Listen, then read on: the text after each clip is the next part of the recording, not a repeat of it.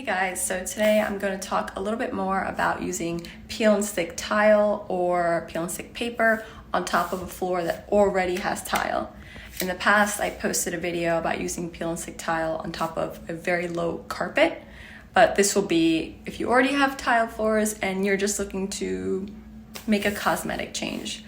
So I will say, long story short, the tile option is better as opposed to using the paper, but it really depends, and I talked about this on Instagram, but it really depends on the quality and brand of peel and stick paper.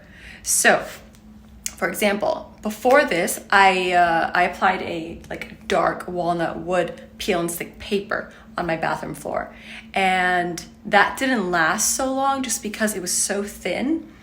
But I used a white marble peel and stick paper in my previous apartment, and that was throughout the entire apartment, and it lasted almost 2 years. So from the moment we moved in, we did it about a month or so into our lease, and we removed it about a month before moving out. So 24 months, it was up for 22 months. And, we had people over a lot of the time, like on weekends, and we wore shoes inside the house, so it lasted. But yes, that's why I say it comes down to really the quality of the paper. But if you want to avoid that hassle or that trial and error, I would stick with the tiles.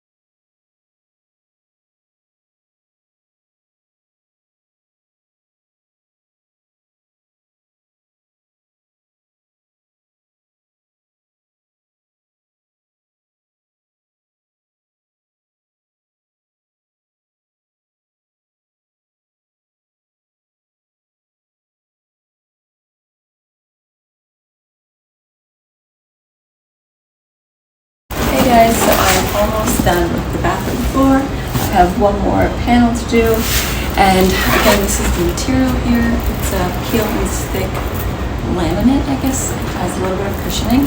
So once you measure the floor, all you're going to do is cut, peel the backing off, and then apply it on the floor. What I'm doing also is I'm just matching up the wood panels. So I'm just making sure it's like this herringbone pattern.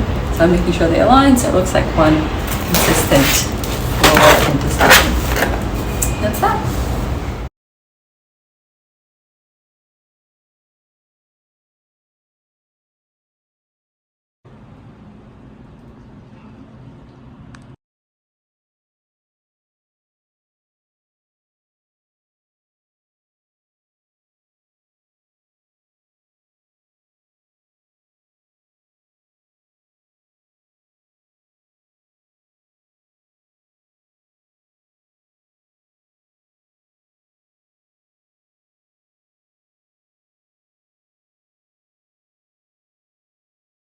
So as far as cleaning, I don't mop.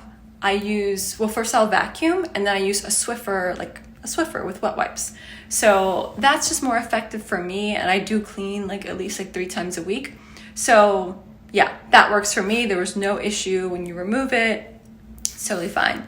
And then also another point that I wanted to mention is, you'll see later in the video, I don't